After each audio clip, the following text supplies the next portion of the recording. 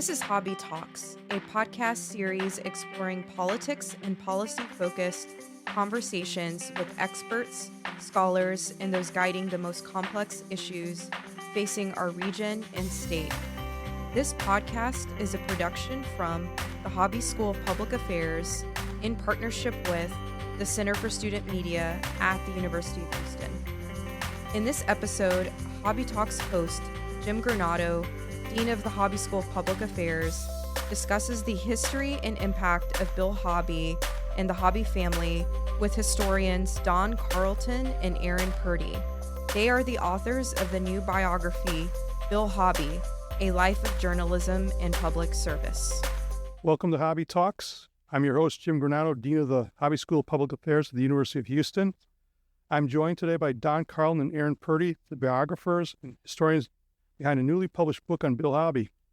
The biography, titled Bill Hobby, A Life in Journalism and Public Service, chronicles his life and significant contributions to Texas as a journalist, lawmaker, philanthropist, and public education champion. Now about our speakers. Don Carleton is the Executive Director of the Briscoe Center for American History at the University of Texas at Austin. As a historian, Carleton has authored over a dozen books. He has also published numerous articles in professional journals, magazines, and newspapers, and he serves as editor for the Focus on American History series at the University of Texas Press. Erin Purdy is the Deputy Executive Director of the Briscoe Center for American History at the University of Texas at Austin. A Cleveland native, she was curator at the Rock and Roll Hall of Fame and Museum, the editor-in-chief of Cleveland Magazine, and a researcher and writer for the History Factory before moving to Austin. Initially hired at the Briscoe Center in 2005 as an oral historian, her responsibilities increased to managing the center's public outreach efforts, including exhibits, publications, and print and online communications. And now she's an author. Yes, co-author. Of a big one. Yep.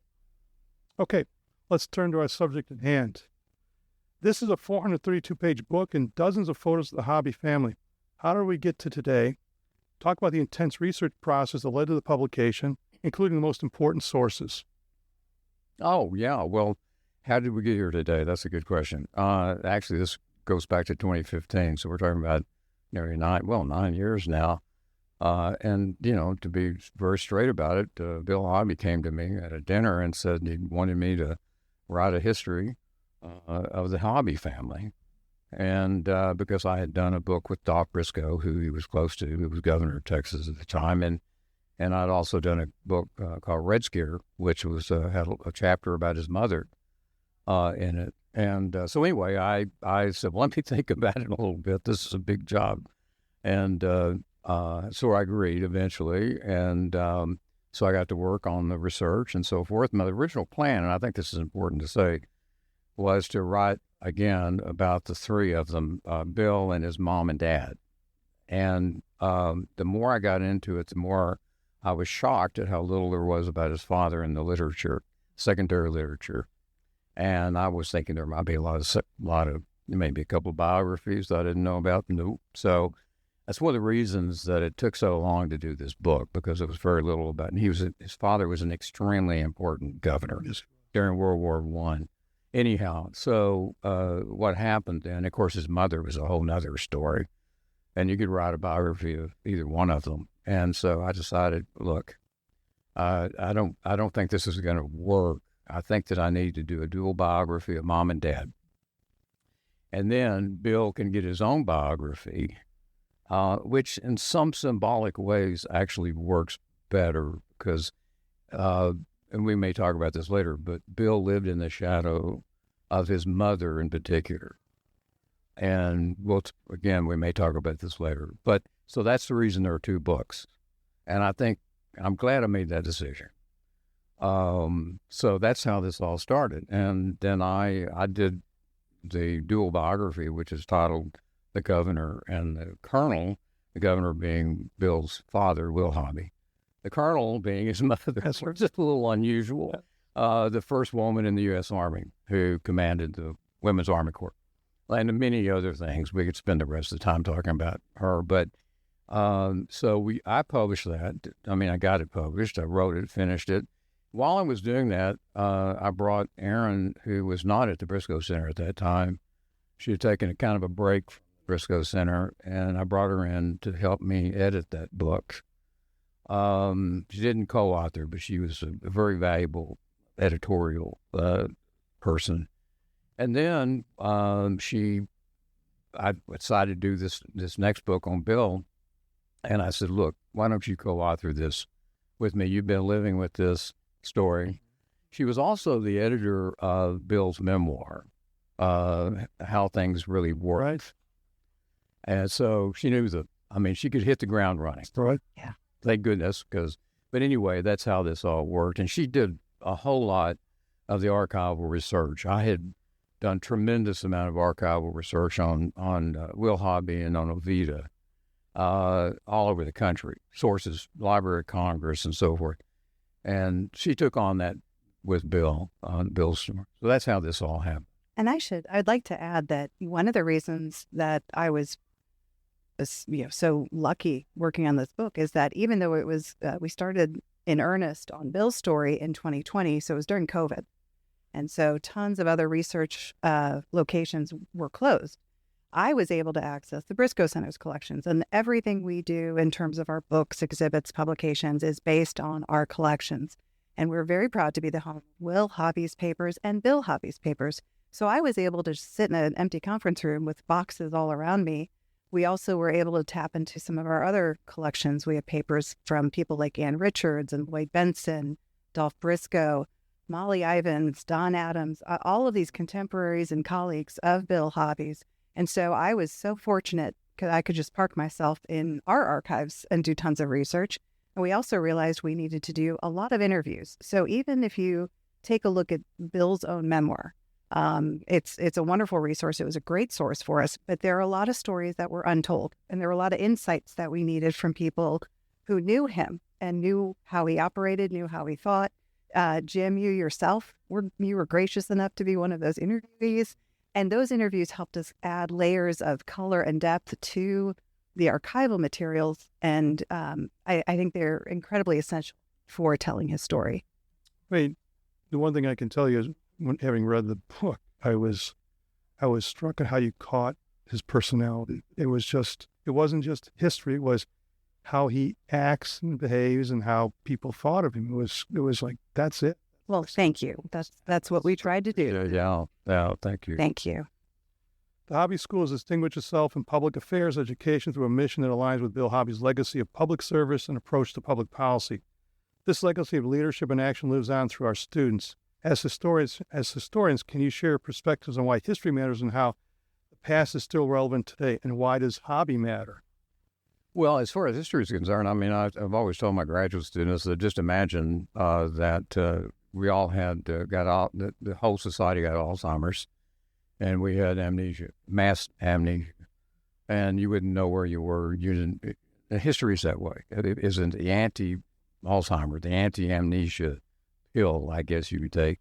And I used to explain that everything has a history. This room you're in, everything you do, your car has a history, whatever.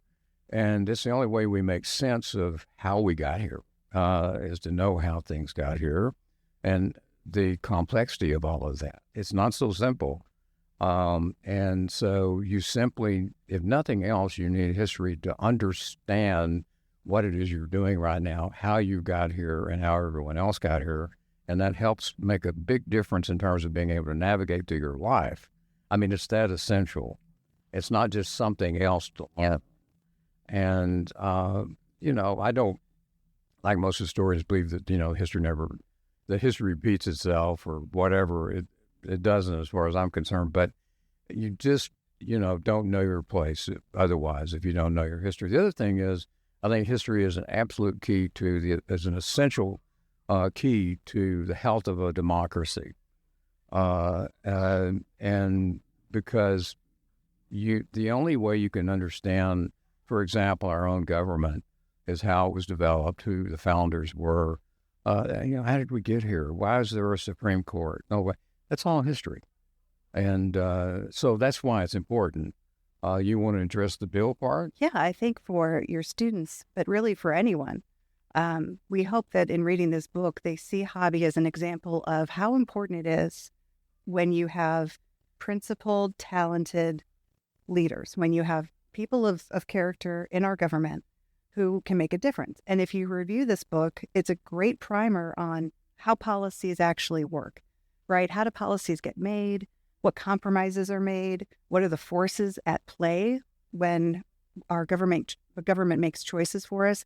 Can that help people? Can that hurt people? So I hope that there's good illustrations throughout the book of what it means to have talented, intelligent leaders. I think Hobby is a great example for anyone, but especially for your students who are looking to serve in that way. He's a role model, in my view.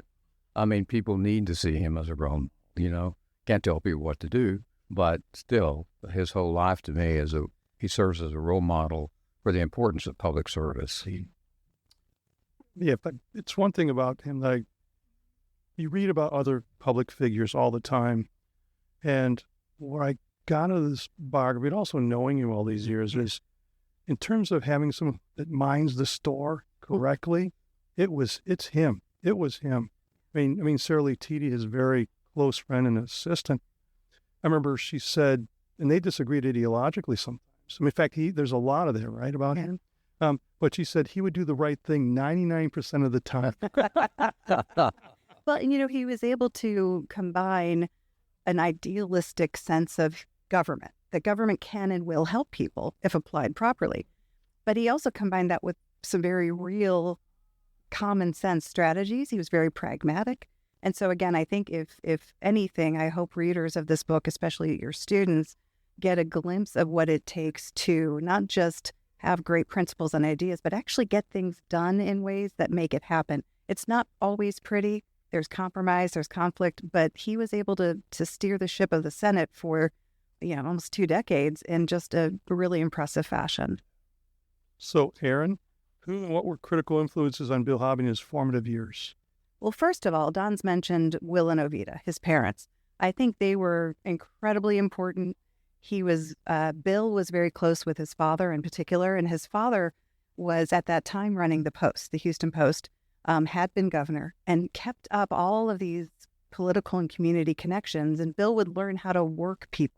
He'd watch his father. They'd literally drive it through Houston visiting, making calls, getting to know what the news was, what the latest gossip or scandal might be, but also how things, again, like we said before, how things got done. And Ovida was, working at that time for the Post, went on to head up the Army Corps for Women.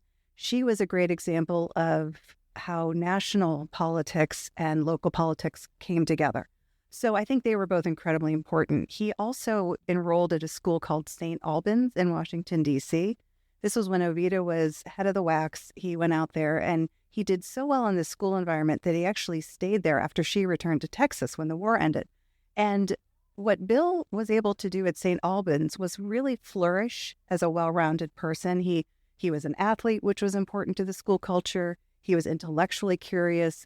He made wonderful friendships, including a teacher named John Davis, who was incredibly influential. And one of the things that was really striking to me in doing the research is that knowing who Hobby was as an adult, he wasn't particularly known for being religious. But while at St. Albans, he was very involved in the church. Part of that might have been Davis's influence as a religion teacher. Part of it was the culture of the school. But that taught him lessons in morality, in faith. And it also, it's interesting, he even was a member of the vestry and helped with the ceremonies. And I think that love of ceremony that we see when he's running the Senate is a direct connection to his time at St. Albans. So I think those are some...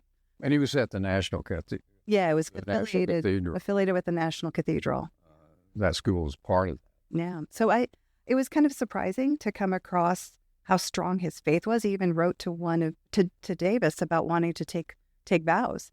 And while that never played out, I think what we see are the seeds of that integrity, but also that love of tradition and respect, and all of that carried into his work at the Senate. Highly ethical. Yes. And that's rooted there, I think, in his training, his education. I did not know this about him. I knew about St. Albans. I knew about the Michael Collins story, playing football. I knew some of those things, but I did not know about this mentor. I think it was a profound influence. Hobby calls him his longest friend. And what's fabulous is we have these letters. John Davis actually saved all of Hobby's letters and returned them. And so we have all of these letters that Bill wrote to John through his secondary school, college, all the way through his adulthood. And they were incredible resources for us. Yeah, it's a treasure trove. You know, Bill himself, as you know, is not particularly loquacious about himself. So Short phone calls. Yes. you know, and so these letters go mine. I mean, and he wrote back, and we have his letters to John Davis too. The other thing is, every once in a while we'll be talking, something will be said, and he'll speak some very fluent Spanish. And so from the book, I found that's where he learned it. Yes. And so he is very, he did, He even wrote to Davis letters entirely in Spanish when he was, at St. Albans. Traveled to Mexico quite a bit. There's some really fun letters he wrote to his parents when traveling to Mexico. I should also add the other thing he did at St. Albans, and this continued at Rice, where he went to undergraduate school. He was on this school paper, and his journalistic background, that again was an influence from his parents, that continued as well and led up to his work at the Post, of course. And you captured his editorials while it's at the Thresher, right? The Thresher. It's just, it was fun seeing that evolution back, 17, 18, 2019. Yeah, he was writing these very powerful and intellectually driven editorials on the issues of the day. And I think probably if we could imagine the dining room conversation he had with his parents about these incredibly important national issues. So his editorials as a member of, or as a student at Rice, are about McCarthyism. I mean, they're substantial. They're not, there are some editorials about, football prices. So I would say too, that's important. His father was much older than his mother, and it's something like nearly 30 years of difference. And I would say that because his mother was gone so much, doing, government jobs in the New Deal and later in Eisenhower's cabinet, second woman on a presidential cabinet, I think the role that she played was that she had expectations of him that he really needed to pay attention to. And I think put some drive in him in that direction, is to be somebody. His father, on the other hand, really told him all the war stories of being lieutenant governor, the fun, the excitement of being in state government at that level, So I think they were kind of the two different sort of. He was closer, as Erin said, to his father because his mother was gone an awful lot. Right. And he was challenged by his mother, and I think it gave him some drive to be somebody. But his father kind of gave him a whole different kind of, more in the state government kind of a thing. Right. It almost sounds like the parents' roles were reversed. The mother was more maternal than the mother. Yes, correct. And again, a lot of it had to do with age. And, but Will was an incredibly loving and warm parent. Ovita was also loving, but she was tough. In some ways, his father was almost like his grandfather. There was that much difference in age. Yeah. I mean, that one excerpt in the book about Laura and Paul talking about when their grandfather, Will, was not doing health-wise, wasn't doing well. They would go into the bedroom when he's in there and jump on the bed and play with him. And the grandmother, Ovita, would come in and say, time to get out. Yeah, then he'd have him come back up. That's right. Oh. So, Don, why did Bill Hobby run for lieutenant governor in 1972, and what issues were front and center? Well, first of all, he told us that he'd always been, really not always, obviously, but I mean, ever since he was, a teenager or something, listening to his father talking about being governor, he really aspired at a very early age to be in state government. And I think if state was really where he was comfortable, not national politics. And I think that proved out over a long period of time. But he always heard about being lieutenant governor and governor. And so he had kind of a path kind of shown to him. And so as early as 1959, when he was only 27 years old, he started kind of making noises about going to be into state government when he was with Ben Ramsey. He was a parliamentarian who was a formidable character, and he was Ben Ramsey's parliamentarian. So he learned a lot. Ben Ramsey taught him a lot about state government, particularly being a lieutenant governor. And then later on, he went back to the Post and so forth. And then he dropped a few hints to reporters back in the 60s as early as 65, 66 that he was thinking about running for. So it was a trial balloon. The balloon popped. It didn't go anywhere. So he didn't run. And then he decided to run in 68. So he made several, and that didn't work either. So he finally just put it off until he could run against someone for lieutenant governor. He decided that lieutenant governor was a job he wanted. It was the job that he was well suited for. And so he waited until there wasn't an incumbent running. And when Ben Barnes, who was the lieutenant governor in 70, decided to run for governor, Bill, who was a close friend of Ben Barnes's, decided that he had his chance, that there was no incumbent. And so that's why he, and why did he run? It's because something he grew up with. I mean, it's like riding a bicycle, there was always a bicycle there. And so he could ride it, Well, it's the same thing with politics and state government. He grew up with that. That's what they talked about at the dinner table. So he just was wired that way. I mean, you just have to argue that. You mentioned, what was the second part of that question? Which issues were front and center when he was running? Well, his main issues running out throughout his tenure as lieutenant governor was support of public education. Was a huge thing, and it's worked its way out through your hobby center here.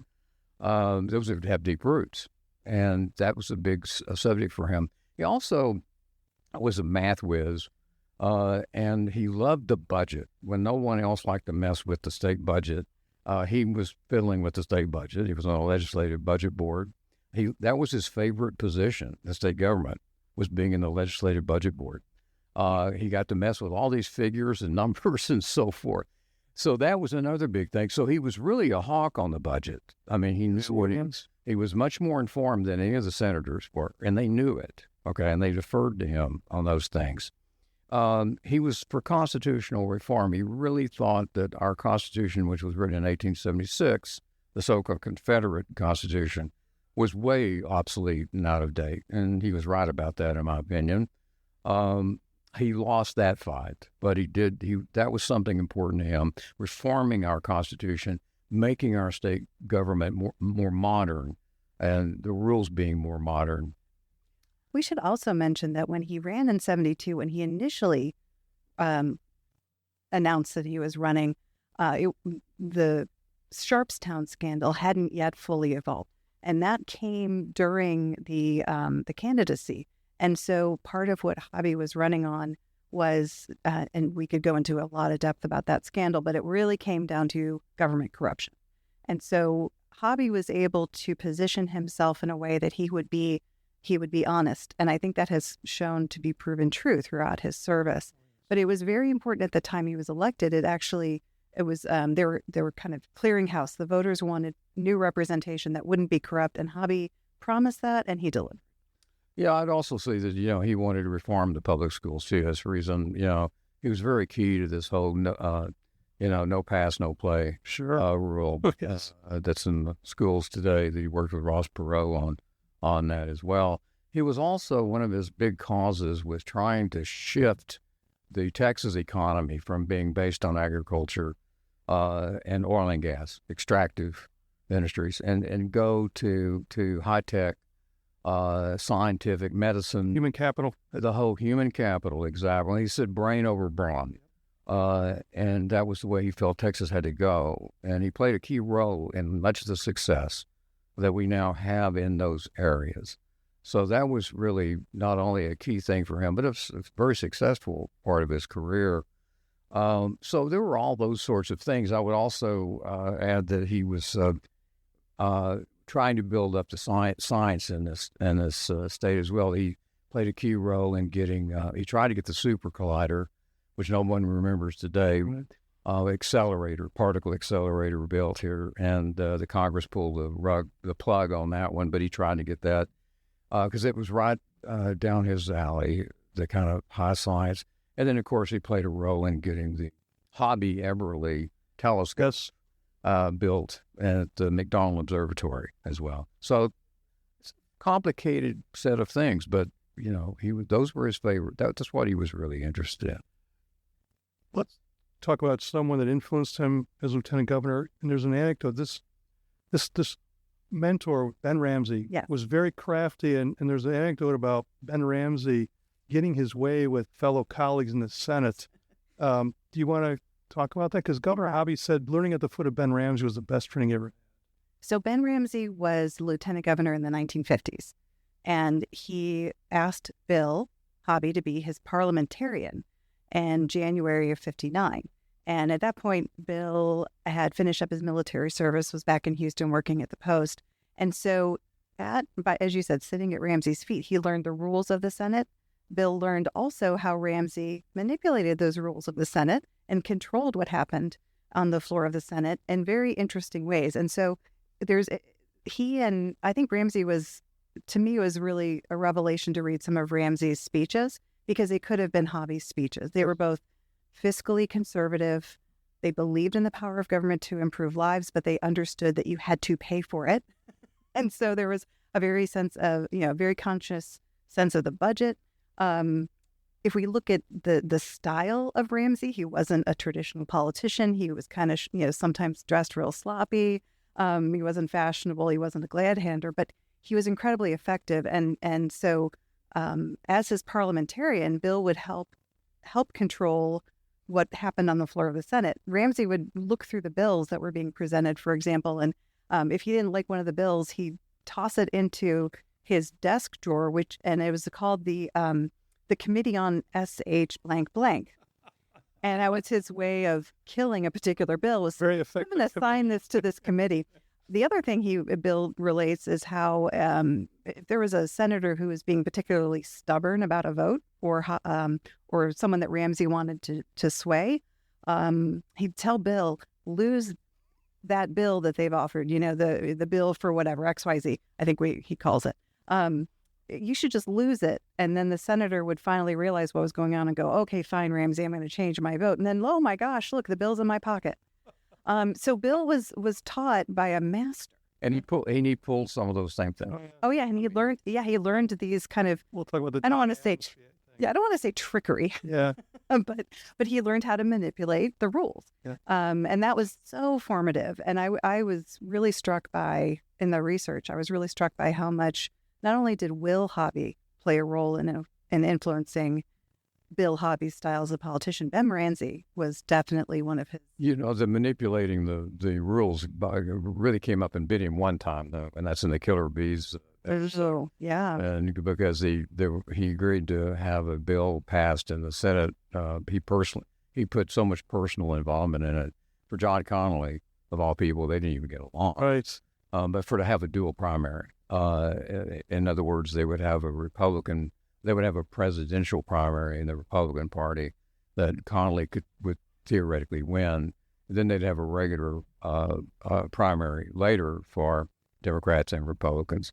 Anyway, so he couldn't get the bill to the floor, and so he pulled some tricks, some rules tricks, and got him to the floor.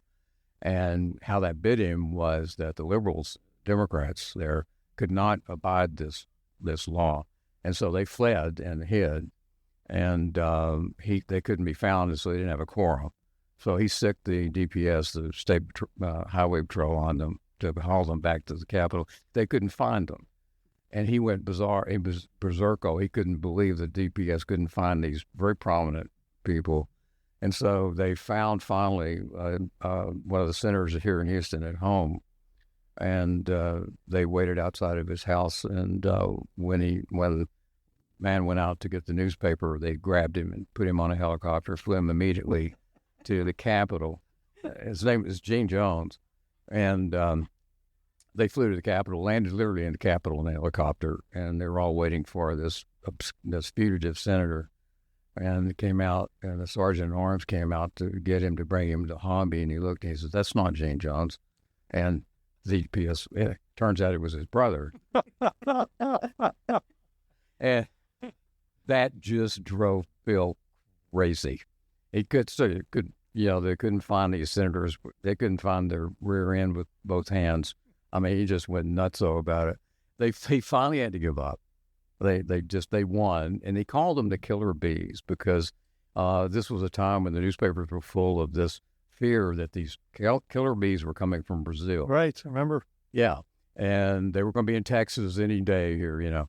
And so he said, these senators are like killer bees and they're going to kill me. So that's where that came from. But that was when he said that was the low point of his being lieutenant governor. That was the biggest mistake he ever made, was messing around with the rules that way and being unfair. Yeah. He learned, that was a lesson he learned. Yeah. Yeah. Let's talk about one more anecdote from the book about rules. This is about the filibuster. He was not a fan of the filibuster. And so he took a page from Ben Ramsey. This time, Don Adams is going to be I'll use the word target. They are best friends and have been forever. Yes. And he was someone that Bill Hobby always relied on in the Senate when they were both there together.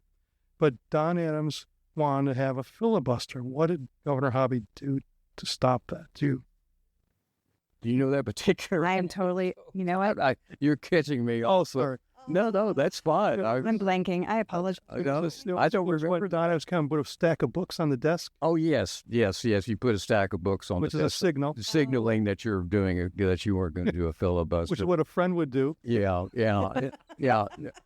No, that was a sacrilege to Bill Hobby. Yes. Filibuster. You know, it just was. I'd forgotten that particular little anecdote, but yeah, he put his books you put your books on the desk to signal to the lieutenant governor that you're starting a filibuster. Yeah. I know that one filibuster story is actually one that didn't happen, but in 1975, Walter Mangden, Mad Dog from Houston. He was not Hobby's favorite senator, shall we say, and he was trying to kill the constitutional reform. As Don mentioned, constitutional reform was a pet project of Hobby's, something he worked very hard at in the 1970s, and unfortunately it did not come to fruition. But at the time it was being proposed, Mad Dog decided he was going to filibuster to kill it. And Hobby said to him, well, it was the 18-year-old vote. No. The drinking. This was separate. Oh, okay. This was separate. Okay. This was back with the constitutional reform. Oh, okay. That's why they called him Mad Dog. Yeah, he called him Mad Dog. So Mad Dog was going to filibuster and kill the constitutional reform. And Hobby said to him, you can make an ass out of yourself, but you can't make an ass out of the Senate. And so the filibuster didn't happen. He made it really clear to Mad Dog that was not acceptable behavior. That's a very good point. Yes. That was the one thing he was so ferocious about, was not embarrassing this. Oh, Yes. Yeah. And he exercised soft power. And he had other run-ins with Mad Dog. Oh, yeah. He and Mad Dog, they never really did get along. That's okay. Things still happen. So, Erin, you mastered incorporating Hobby's personality throughout the book. You both did. It was fabulous. From his signature bow ties and love of data to his introverted nature and straight to the point, sometimes abrupt approach. Yes. How did his colleagues characterize his leadership style? I think if you, again, I hope when you read the book, you see examples of his expertise in managing people. He was very effective at cultivating allies. He would often select freshman senators and say, I'm gonna take you under my wing. I'm gonna teach you how the Senate works.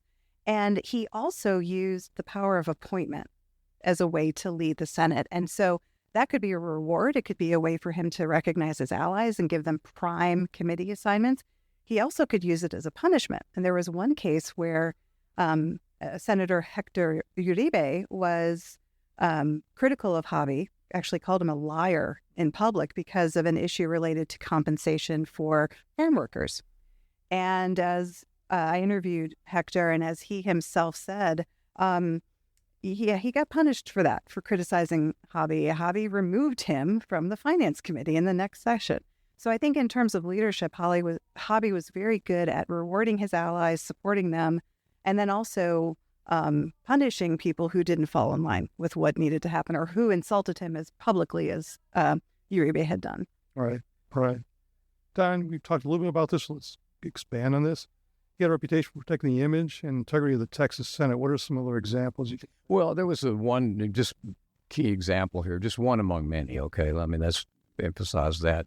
But when they were in this huge bloody battle over workers' comp, workers' compensation laws in Texas, which sounds like a boring subject, but was very important for workers and who were injured on the job. And they could never get this right. And finally, they got a bill to the Senate, and they were trying to vote on it. They took a lunch break, and Hobby went to lunch. And while he was at lunch, Bo Pilgrim, who owned a chicken company up in Northeast Texas. He was the largest producer of chicken products in the United States. And he was a very, very conservative Republican, did not believe in any kind of regulation over business or having anything to do with workers or anything else. Anyway, and he walked around with Ike Harris, who was a Republican state senator from Dallas, who Hobby had a little bit of a problem with also. And they went around giving checks of $10,000 each to any senator they could find. And 9 of them accepted the checks. And when Hobby got back to the podium, one of the senators came up to him and said, "Do you know what's been going on since you were at lunch?" And they told him. It infuriated him.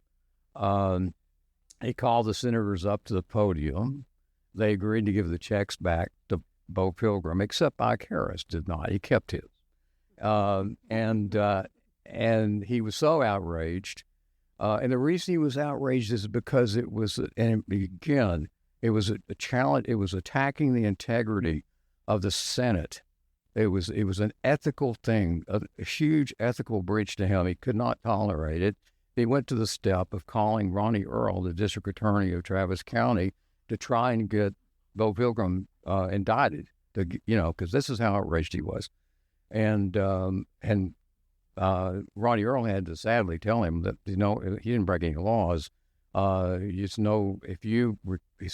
Bo Pilgrim gives all your senators $10,000 and reports it to the proper authorities of the state, you're not breaking a law. It's not a bribe. Legally, it's not a bribe. And Pilgrim said, "Gosh, what's the big deal? I'm just investing in good government." Well, that didn't, go with Bill. And he also said, he can even fund the district attorney. Also said, he can also raise money on the floor of the Senate when they're in special session. There's a loophole.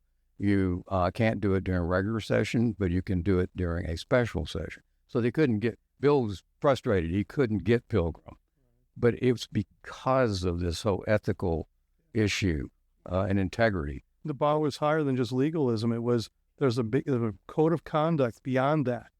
Yeah, the district attorney even told Hobby, he said, "Look, I know it's unseemly, and I get it. I'm sorry I can't do anything about it." But it was very unseemly and offended him deeply. Yes. Particularly since 9 senators took the money.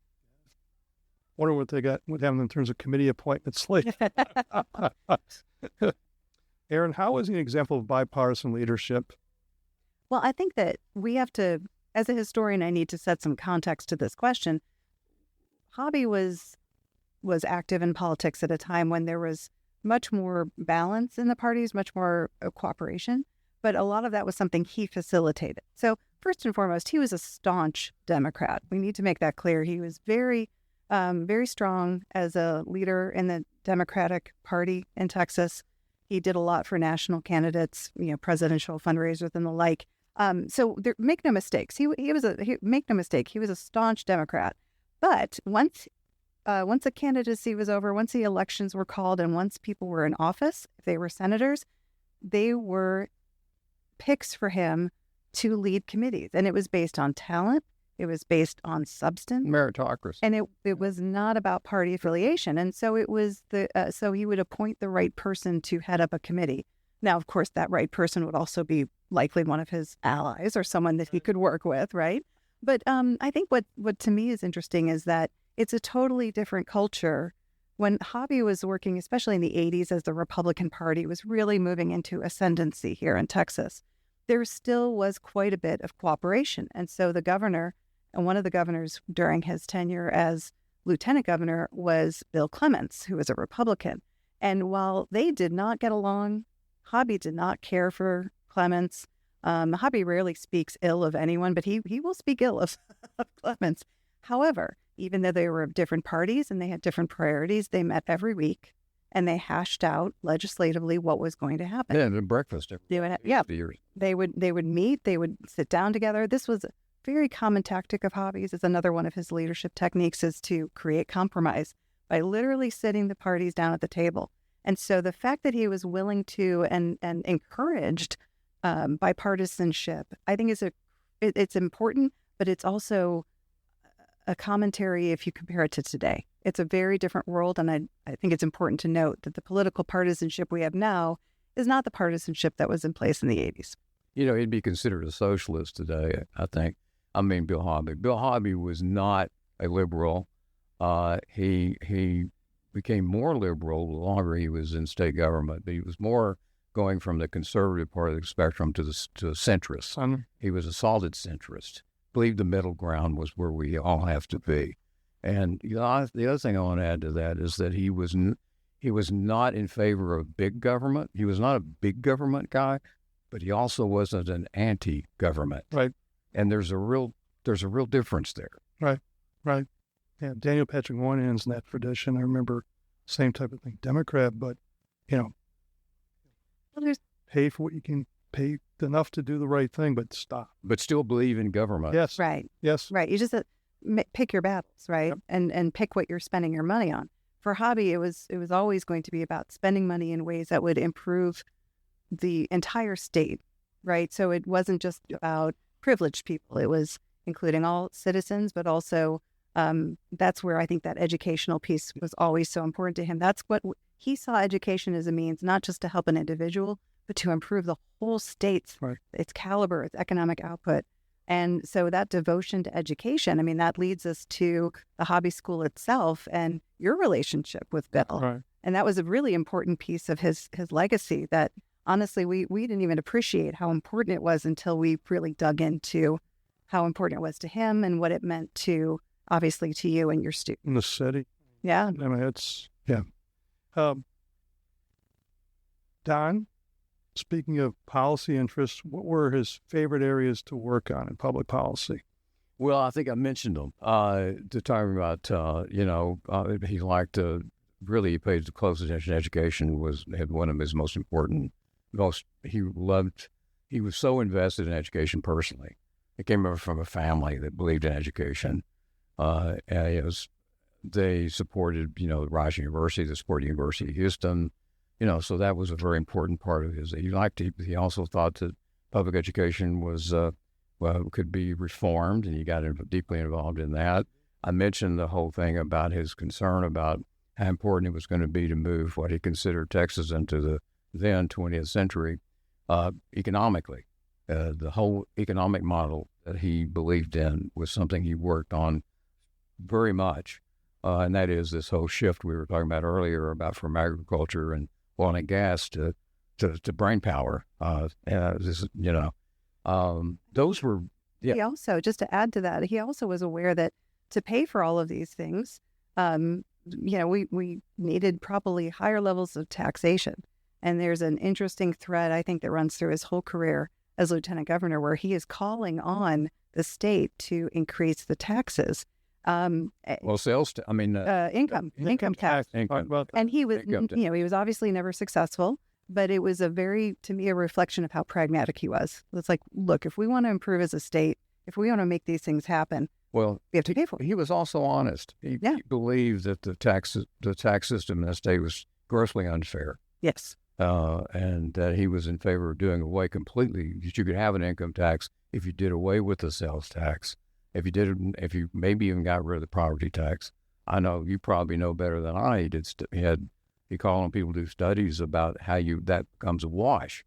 Yeah. And he also believed, being a man of affluence himself, that he wasn't probably being taxed the way he ought to be. Yeah. But the thing he said once on, we have this show, we used to have a show called Red, White, and Blue on Houston PBS. He was interviewed with Sarah Lee Teedy. It was about the prior book, how things really work. And he says explicitly in the interview, he goes, if you want to spend more money on prisons, spend less on education. Yeah. Flat out said it. Yeah, and he also said anybody who doesn't want to reform prisons hasn't spent any time in there. Okay, so Don, the book covers Hobby's work for the University of Houston, including his service as interim chancellor. How did his leadership impact the University of Houston? Oh my gosh, hugely. University of Houston was in a terrible mess. As you know, I have 3 degrees from the University of Houston. I had some connection as a student and other things for 14 years there. And in the 90s, the school started hitting the skids and for really mismanagement, serious mismanagement. And, Beth Robertson, who was the chair of the Board of Regents at the time, came to him. He was teaching at the LBJ School of Public Affairs at UT Austin, and said, the Board of Regents have authorized me to ask you to be our chancellor interim. Come to Houston. We're in a mess, and we need it cleaned up, and would you please come? And he ultimately agreed. And he came down. Some of the requirements, though, is that he would not be forced to live in the Wortham House. Or across the street. Yes, across the street. And nor would he have any social, meetings in the Wortham. Anyway, and no fundraising, the other thing, too. Well, he knew what his job was going to be, was to clean up the mess. And he didn't want any distractions. And that's what happened. He created a vision committee, or commission, I should say, leading business and, educational people and so forth, to study the system. The issue was that when Beth Robertson came to him, she said, our president and our provost both have resigned from the central campus. There's we're in a real leadership mess. So he came in, his number one goal was to restructure the system, the University of Houston system, and to make it more efficient. And the main thing he did was that he came to the conclusion, based on the evidence from the Vision Commission, that he needed to basically combine the central campus administration with the system, so that the job of chancellor and job of president should be in the one person. Right. And he closed down the system's offices downtown, which were extremely expensive, and combined everything. And that's the way the university's been since then. And the other thing he contributed was he talked to the legislature into funding the superconductivity, which is major thing. And he wasn't in the legislature anymore, but he had much influence there.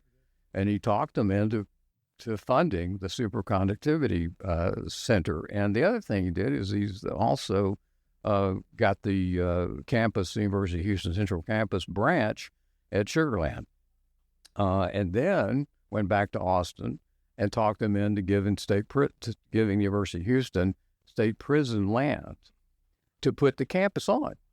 So, it was only 2 years. And he accomplished all that. He charged $1. Yeah, $1 a year. That's all he asked. And Beth Robertson said they did this big check for him that's $1, like the giant, 3 feet by 5 feet. And I asked to find it because I would like to put it in the hobby schools. We can't find it. I can tell you it's not in the papers. Well, let me tell you something. The job he did here as interim, it may have saved this university. Yep. That's the history. People like Dick Murray talk about this. It was, and the legislative session was coming. He said it was coming up, and if you don't have anybody in the senior leadership, you're going to get crackers. Bill Cunningham, who a good friend of mine, was chancellor of the University's Texas system for several years, worked with Bill Hobby quite a bit when he was lieutenant governor for the University of Texas. Bill Cunningham told us, and Erin as well, that the University of Houston had no influence in the legislature when Bill Hobby was lieutenant governor. They just weren't a player. He changed that radically. Bill Hobby did. And Beth and their fellow regents, I must say, they knew he could do that. Their choice, it was a perfect choice for them, because the University of Houston did not have any power in the legislature. And they knew he was a key to that. Very important decision on their part. Yeah, inflection point. It wasn't a job he was out looking for. Oh, no. And he wouldn't take it if he wasn't allowed to make change. Yeah. He didn't want just like a titular interim role. He wanted to really work to make things better. He came in and fired vice, chancellors downtown. He cleaned the house. Yeah. I mean, but that goes to the larger point about his conduct throughout his life is, I'm here to make things happen and make things work, and make things better. That's him. It's so him. And if it sounds like we're overly complimentary, One of the things, and Don being the more experienced biographer, I remember partway through our research, I said, is it possible to be too fond of your subject? Because, he really is such an impressive person. And we dug and dug and dug. And let me tell you, what we found is in that book. There's no skeletons, there's no scandals, it's really this impeccable record of public service that I think is extraordinary. He could also be an irascible guy, but I love him anyway. Yeah. We love a curmudgeon.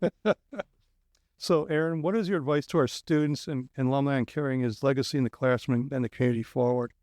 I think it goes back to some of what we were just saying. Act with integrity. Be him. I'm sorry? Be like him. Be like him. Conduct. Yeah, and I don't think, there are some who might want to dismiss that by saying, well, he came from a wealthy background. He didn't have to raise money or didn't have to campaign in a similar way. It doesn't matter. I think he succeeded in spite of his wealthy background. Exactly. He chose to be in public service, and there's a power to that choice. He could have just sat back and enjoyed the fruits of the family's wealth. No, he chose public service, and he chose that because he did genuinely want to make things better for the state of Texas. I think he's very much like a Kennedy or Rockefeller. Amen. Yeah. I agree. He's Neither one of those guys, Nelson Rockefeller and his brothers or John F. Kennedy or Robert, they didn't have to do that. They could have been sailing on sailboats, but not messing with anything. He didn't have to get in well with the hobby school. That's just, you think about that and you capture much of it with, great accuracy, but I just, Well, and I think the relationship is just, it's crazy what happened. We could spend hours talking about this, but I think you can tell the story as well of how his own example set the tone for your curriculum, for your students, for what you're doing. And it is the school itself and the students are a tribute to his legacy in ways that I don't think he had planned or expected. But it's been a really wonderful thing to see. When we were writing the book, we said, this is his legacy. This is his, paying it forward. When the school was going to be named in his honor, first it was named a center in his honor, then we jumped up to the school. That was the next step. He said to me and Renee Cross, I don't care what you call it. We just need to have this done. He didn't even care if his name was on it.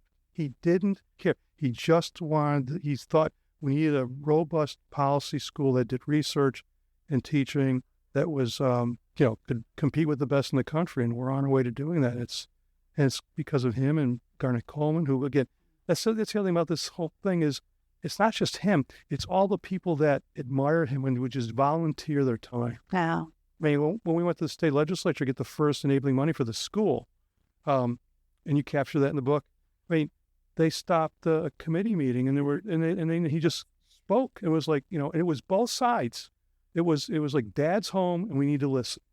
And wasn't it Rodney Ellis who was chairing that committee when they walked in? Or was it? Okay. I don't recall. Rodney Ellis, the senator from Houston. But he was with us and we toured we met with Joe Strauss, we met with Dan Patrick, and that was an incredible meeting. But it was just, everybody just dropped their partisanship and just said, this guy's an exemplar. And there was so much respect. It was just, I was like watching, my God. Yeah. And I think that we have short memories here in our country and in Texas. Another reason that this book is important is it will help convey that story. A lot of people don't recognize his name. Part of that was he's not a self-aggrandizing kind of person, right? He's very humble. In some ways, he has an ego. Okay, he's doesn't toot his own horn, and so in some ways, this book will have to do that for him. Yeah, example of that too is they tore down the William P. Hobby building in Austin. Remember? Yeah. And where they're going to, I don't coming down. Coming down. A few years ago, they asked him about it. He says, "What are you upset?" And he says, "Tear it down." That's him. Yeah. Yes. I tell you though, he is proud of this school. I know he is very proud of this school, and he sees it as a capstone, frankly, of his career. Yeah. Was there anything else you'd like to add before we close the interview? No, just thank you again for having us. And yes, we are so grateful to you and your team. We've had nothing but support from every avenue when we've worked on this project. And I know that's the power of Bill Hobby's name and of his reputation, but we're very grateful for your support and for everything you've done to help promote the book. So thank you. And I think you're the perfect choice for this job. I think that that was a very good decision, and you guys have got, I think, a very bright future ahead of you. This is school. I really do. We reflect the city. I mean, what's happening in Houston with the state of Texas, my God. Yeah. Well, Bill, when he became interim chancellor, one of the things he told the Houston Chronicle at the time was that this is a first-class city, and it needs a first-class public university. Amen. Yeah. Well, thank you both for your insightful conversation. Thank you for writing the book. Oh, It was just so much fun to read, and there was so much in there. And knowing him 20 years now, you got it just right with all the other details of what he did. So I was like just reading, I couldn't put it down. Even though it's 4 million pages, couldn't put it down. I mean, Hey, to be fair, some of those are footnotes. that's right. well, let me tell you something. When I started the book, this whole project, I was thinking, I realized that there's so much we don't know about these people, Sure. and that needs to be known, and nobody else is probably going to do this. So I'm going to get this down. You did. And, and then it'll be there in the libraries. Yeah. And I mean, you knew, even in the first book, you knew stuff about his mother that I asked him. He didn't know. Like when Dwight Eisenhower was thinking about having her become his successor as president. I mean, he said, I don't remember. And then I said, here's a book by, I forget the name. It was a book about Ike. And then I think you picked up on it, and you actually went into more detail than that other book. And I was like, he goes, I guess it's true. well, at least we got all of that documented, and that's really what it's about.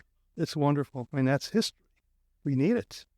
So to our audience, we're grateful for your listenership. Stay tuned for more episodes in the new year. For more details, visit our website and social media platforms. And Don and Erin, thank you again. What a great time. Well, thank you. Yeah. Appreciate it.